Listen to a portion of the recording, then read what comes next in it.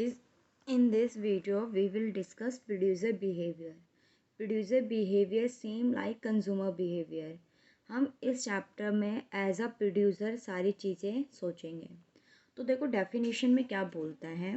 Producer behaviour is determined by maximising production. यानी consumer का जो पहला एम है वो क्या है, अपने आउटपुट को मैक्सिमाइज करना. अभी आउटपुट यानी जो प्रोडक्शन है वो कैसे मैक्सिमाइज होगा. प्रोडक्शन किसी न किसी चीज़ को तो यूज़ करके किया जाएगा. तो इसने क्या बोला, that depends on utilising the factor of production that is labour and capital.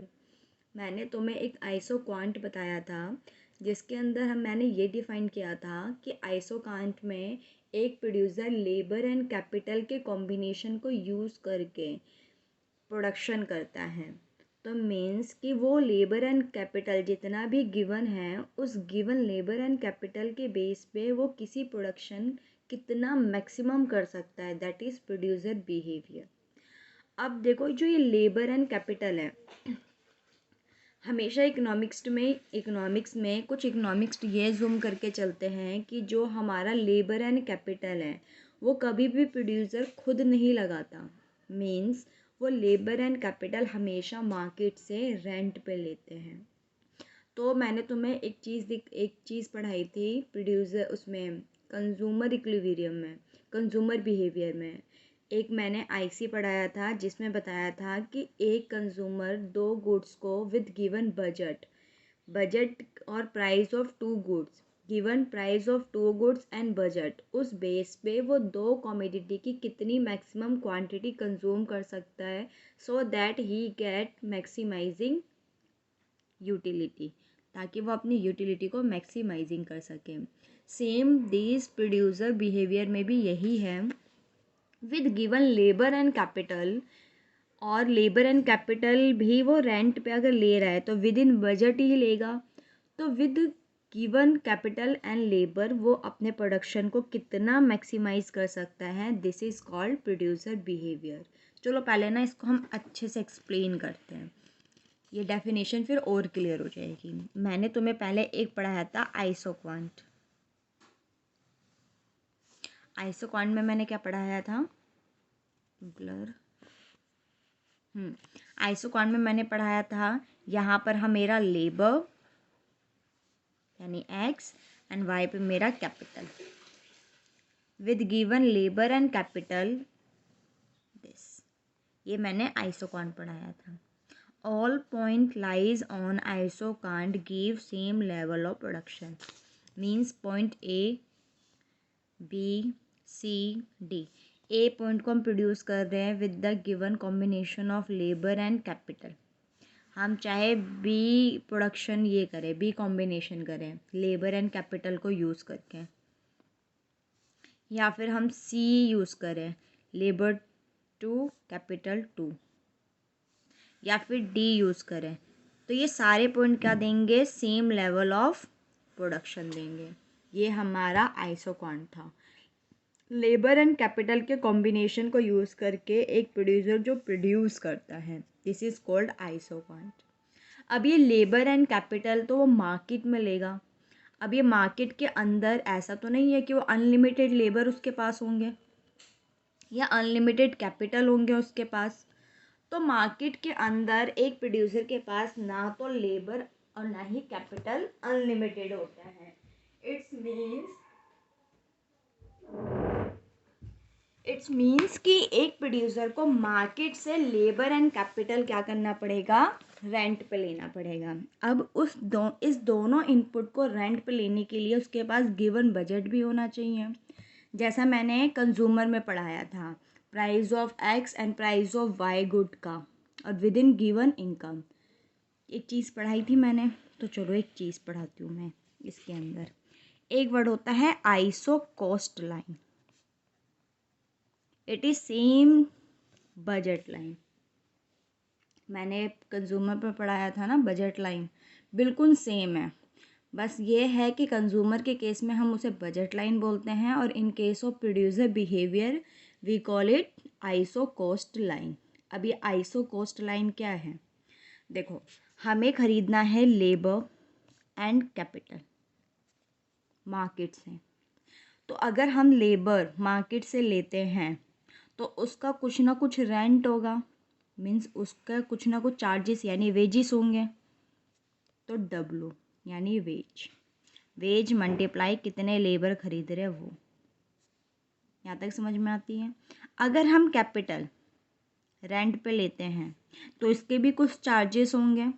तो उसके charges are for rate of interest.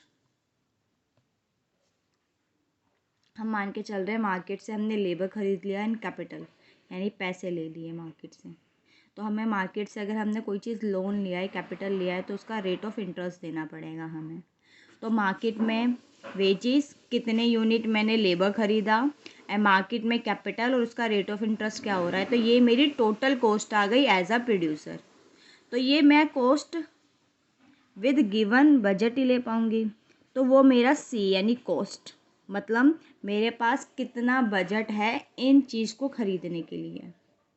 अगर मान लो कि मैं लेबर 20 ख़रीदना चाहती हूँ but we have the money only for 10 labours, तो ये तो मेरे बजट के क्या हो जाएगा, बियॉन्ड हो जाएगा, है ना। तो जैसे मैंने बजट लाइन में पढ़ाया था, price of X, quantity of X, price of Y, quantity of Y, कि हम किसकी कितनी क्वांटिटी खरीदेंगे वो विद इन बजट ही खरीदना होता है। तो ऐसी एज अ प्रोड्यूसर भी उसका एक बजट होता है जिसको आइसो कॉस्ट लाइन बोलते हैं, और उसके बजट का जो फॉर्मूला होता है वो ये होता है। तो यहाँ तक चीज़ें समझ में आ गई हमें। आइसो कॉस्ट लाइन ये, और ये हमारा क्या है, आइसो क्वांट, और this is iso cost line. अब प्रोड्यूसर का इक्विलिब्रियम कहाँ होगा। तो देखो एक प्रोड्यूसर का इक्विलिब्रियम क्या होता है, ध्यान से देखना। पहले ये चीज़ें समझ में आती है, प्रोड्यूसर बिहेवियर। अब देखो उसने क्या बोला, producer behaviour is determined by maximising production that depend on utilising the factor of production that is labour and capital. ये लेबर एंड कैपिटल को यूज़ करके subject to the concentrate describe by input used and their factor price. ये जो हम input use कर रहे हैं इसका फैक्टर प्राइस मीन्स इसे ये कौन से प्राइस पे मार्केट में मिल रहा है, ये भी चीज़ डिपेंड करती है। तो एक प्रोड्यूसर का जो इक्विलिब्रियम है वो कहाँ होगा। देखो प्रोड्यूसर की इक्विलिब्रियम के लिए वी हैव 2 कंडीशंस। अगर ये 2 कंडीशंस फॉलो करोगे तभी एक प्रोड्यूसर अपना भी मतलब अपना एम मैक्सिमाइज कर पाएगा। देखते हैं, तो देखो 2 कंडीशन।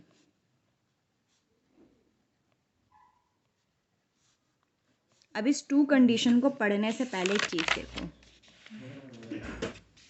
ये जो हमारा आइसो क्वांट था इसका जो मैंने स्लोप बताया था आप लोगों को, वो क्या बताया था, MRTS, marginal rate of technical substitution, ये बताया था मैंने। और इसका जो मैंने फॉर्मूला बताया था वो क्या बताया था, मैंने बताया था marginal product of labour and marginal product of capital. ये मैंने एक क्लास में कराया हुआ है। स्लोप ऑफ IQ यानी आइसो क्वांट। तो मैंने स्लोप ऑफ आइसो क्वांट क्या बताया था, इट इज़ द MRTS, और जिसको मैंने प्रूफ भी किया था कि ये जो MRTS है ये क्या है, ratio of marginal product of labour and marginal product of capital. तो यहाँ तक चीज़ें समझ में आती है बच्चे। देखो ये कॉस्ट लाइन है, एक बार कॉस्ट लाइन को और क्लियर कर लेते हैं। देखो ये है हमारा, ये हमारा कॉस्ट लाइन है दिस, ये मेरा लेबर और ये है मेरा कैपिटल, ये मेरा cost line A and B। Means अगर मैं इस पॉइंट पे हूँ तो मेरे पास जितना पैसा है, जितना बजट है, उस पूरे बजट में मैंने लेबर एंड कैपिटल खरीद लिया। मीन्स अगर any point lying on the iso cost curve या iso cost line, it's means मैंने अपने सारा बजट क्या कर दिया, लेबर एंड कैपिटल पे लगा दिया। एनी पॉइंट बियॉन्ड, अगर कोई भी पॉइंट किसके बियॉन्ड है, यहाँ पर डैश डैश मानते हैं, अगर कोई पियोन मान लो डी है, तो डी जो मेरा लेबर एंड कैपिटल का कॉम्बिनेशन है, इसको मैं खरीद ही नहीं पाऊंगी। Why? Because it is beyond a producer's budget. एक प्रोड्यूसर के बजट से क्या है, ये बियॉन्ड है, क्योंकि इस पे जो लेबर एंड कैपिटल का कॉम्बिनेशन है उसका प्राइसेस ज़्यादा है और उस हिसाब से हमारे पास बजट क्या है, बहुत कम है। अगर हमारा पॉइंट इसके अंदर है तो इट्स मीन्स कि हमारा एक प्रोड्यूसर के पास जितना भी बजट है वो पूरा का पूरा लेबर एंड कैपिटल पे खर्च नहीं कर रहा। तो एक चीज़ क्लियर करती हूँ, देखो ये पॉइंट मेरा मान लो ई है। अगर मैं ए बी सी डी इसकी बात करूँ, ये तो ये है, ये पॉइंट दिख रहा है, ये सारा जो ऑन द लाइन है, तो means at point A B C इस पे जो मेरा फॉर्मूला है, मीन्स कि सारा हमारा बजट यूज़ हो रहा है, तो इसका फॉर्मूला होगा ये कि सारा का सारा मैंने पैसा इन दोनों पे लगा दिया। अगर पॉइंट ई, तो ई पे हमारा फॉर्मूला होगा ग्रेटर देन बजट, हमारा पूरा बजट खर्च नहीं हुआ है। तो इतनी चीज़ें समझ में आती है। अब देखो आइसो कोस्ट लाइन का भी कुछ स्लोप होगा, तो देखो यहाँ पर लिख देती हूँ,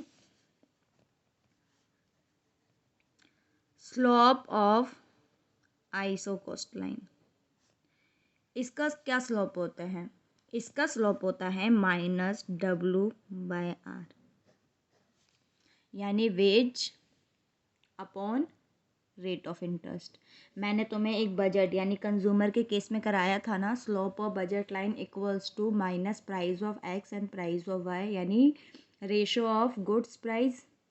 सेम आइसो कॉस्ट लाइन का है कि हमारे दोनों जो लेबर एंड कैपिटल है, इनपुट है, इनके प्राइस के रेशो को हम स्लोप ऑफ आइसो कॉस्ट बोलते हैं। आइसो कॉस्ट लाइन का स्लोप क्या है? W/R, that is the ratio of inputs price, या फैक्टर प्राइस भी बोल सकते हो आप। तो इतनी चीज़ें समझ में आती है, slope of iso quant and slope of iso cost line. ठीक है, अब हमें एक प्रोड्यूसर का इक्विलिब्रियम देखना है। तो देखो प्रोड्यूसर इक्विलिब्रियम का मतलब होता है कि एक प्रोड्यूसर अपने मैक्सिमम प्रोडक्शन कहाँ पर अचीव कर पाएगा। तो इसके लिए 2 कंडीशंस होता है। तो बच्चे देखो फर्स्ट कंडीशन क्या बोलता है? फर्स्ट कंडीशन बोलता है slope of iso quant must be equals to slope of iso cost line.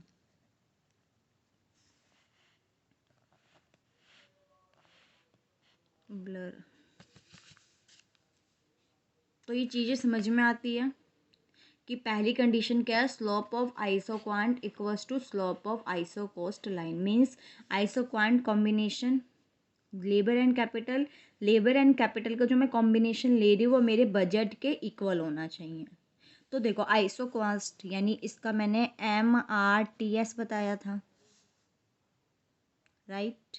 और MRTS मेरा क्या था? Minus marginal product of labour and marginal ratio of marginal product of inputs. और मैंने इसका क्या बताया था? ये means minus ratio of factor price. Cancel, minus two minus cancel हो गया। तो it's means marginal product of labour equals to marginal product of capital equals to ratio of factor price. इसको मैं एज इट इज़ ऐसे भी लिख सकती हूँ, marginal product of labour divide by wages, marginal product of capital divide by rate of interest. तो this is our first condition to satisfy equilibrium. इसका diagrammatically भी दिखाऊंगी अभी मैं। तो पहली कंडीशन समझ में आ गई, this is our first condition. And second condition is iso quant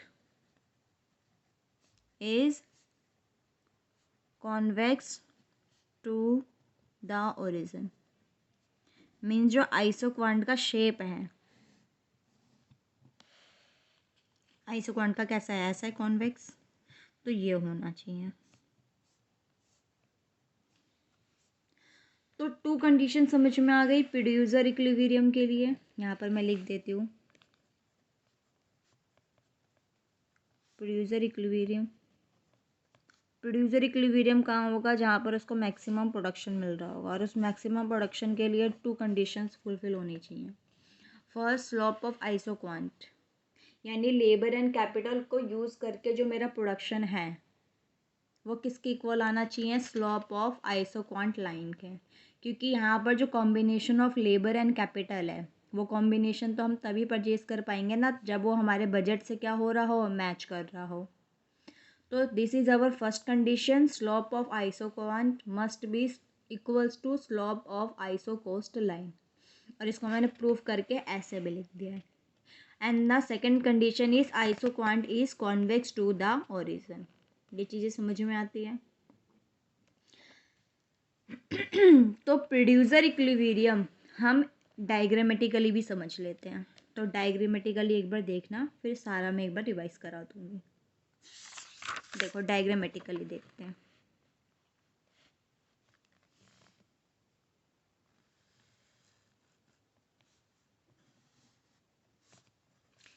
labour and capital, ये चीज़ें समझ में आती हैं। चलो, this is our budget line, budget line of या फिर iso cost line of producer. बच्चे देखो, ये मेरा आइसोक्वांट फर्स्ट है, this is our second isoquant, and this is third isoquant. This is A point, B point, ये A dash कर देती हूँ वरना सेम सेम हो जाएगा। ए, बी, सी और दिस इज डी। अब क्वेश्चन में ये पूछा हुआ है कि प्रोड्यूसर का इक्विलिब्रियम कौन से पॉइंट पे होगा।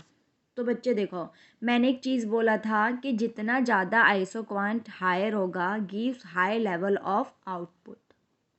तो जो हमारा जो ये पॉइंट डी है, ये हमारा आउटपुट बहुत मैक्सिमम दे रहा है as compare to C point, A and B point. तो at point D a producer has maximum output, maximum production. तो बट ये हम तो अफोर्डेबल ही नहीं है, because it's beyond our budget line. एक प्रोड्यूसर की बजट लाइन से क्या है, ये ज़्यादा है, क्योंकि इस पे जो मेरा लेबर एंड कैपिटल का जो कॉम्बिनेशन है वो मेरे बजट से बाहर है, बजट में मैं ले ही नहीं सकती, क्योंकि देखो ना बजट लाइन हमारा ये रहा।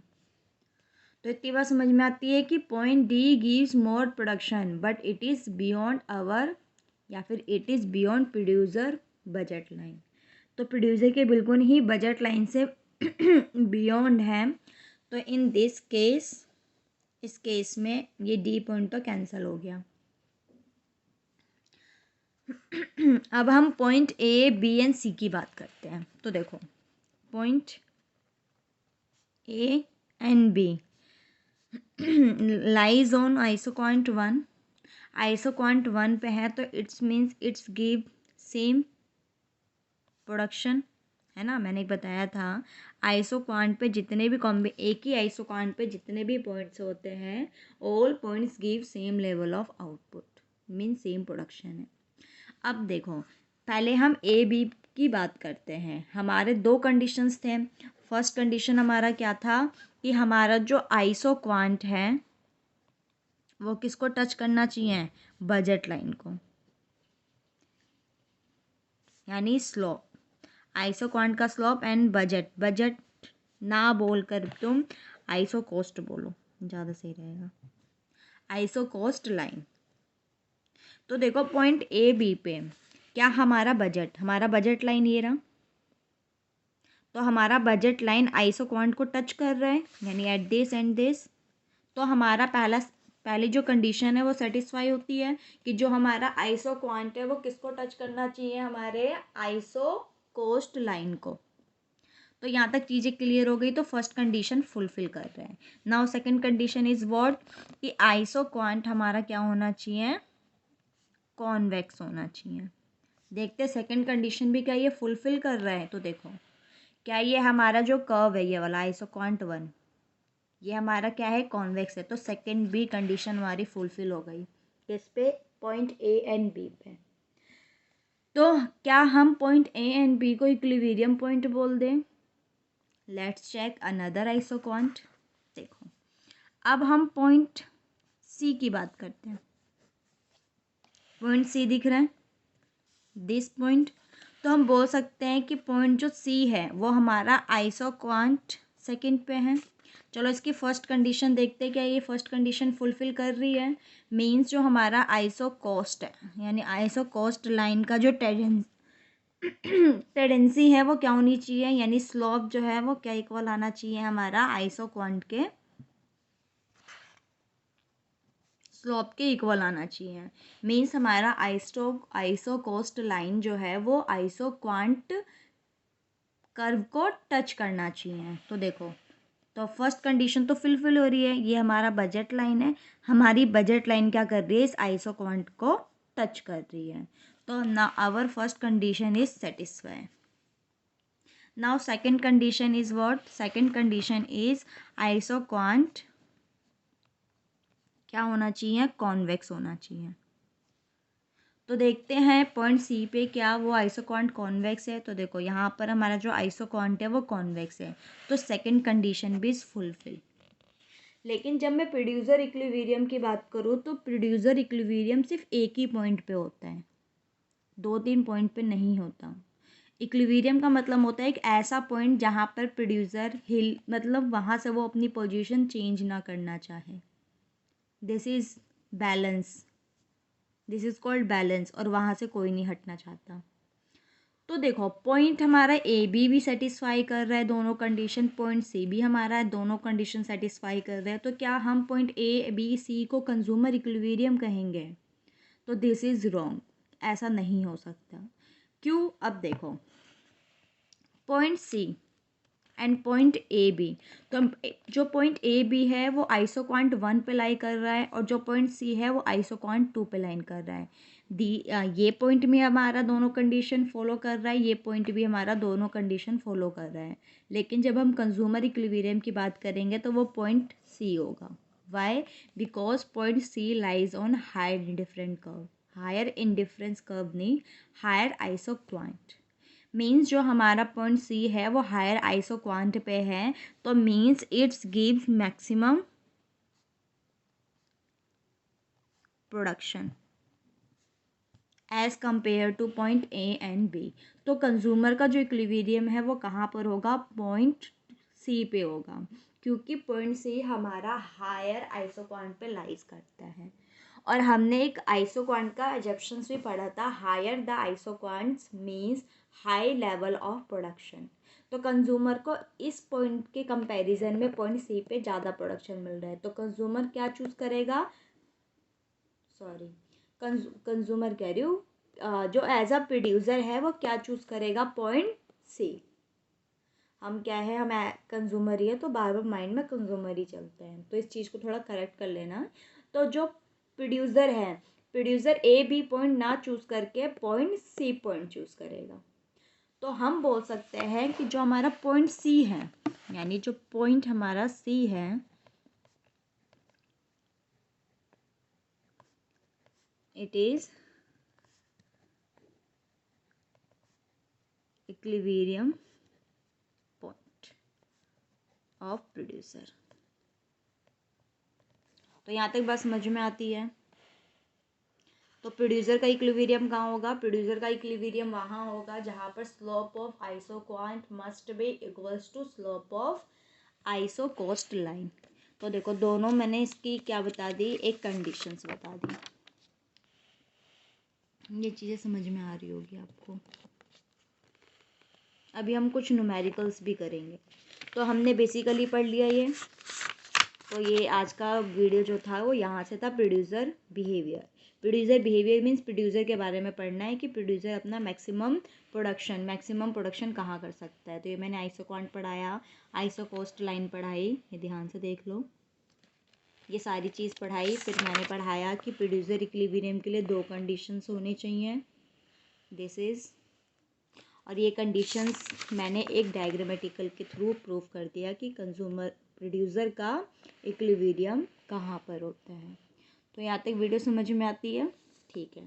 अब मैं नेक्स्ट क्लास में क्या कराऊंगी, कुछ न्यूमेरिकल्स कराऊंगी कंज्यूमर बिहेवियर पे एंड प्रोड्यूसर बिहेवियर पे, कि कंज्यूमर का इक्विलिब्रियम कहाँ होगा, प्रोड्यूसर का इक्विलिब्रियम क्या होगा, या फिर प्रोड्यूसर का इक्विलिब्रियम आउटपुट क्या होगा। तो यहाँ तक प्रोड्यूसर का इक्विलिब्रियम आउटपुट क्या है, equilibrium price of good means rent, यानी प्राइस ऑफ फैक्टर्स बोल सकते हैं। मीन्स प्रोड्यूसर का इक्विलिब्रियम क्वांटिटी क्या है, इक्विलिब्रियम रेंट वेजेस क्या है, इक्विलिब्रियम रेंट क्या है। तो ये हम नेक्स्ट वीडियो में डिस्कस करेंगे। तो यहाँ तक चीज़ें क्लियर हो गई। तो एक बार ये सारा रिवाइज कर लेना।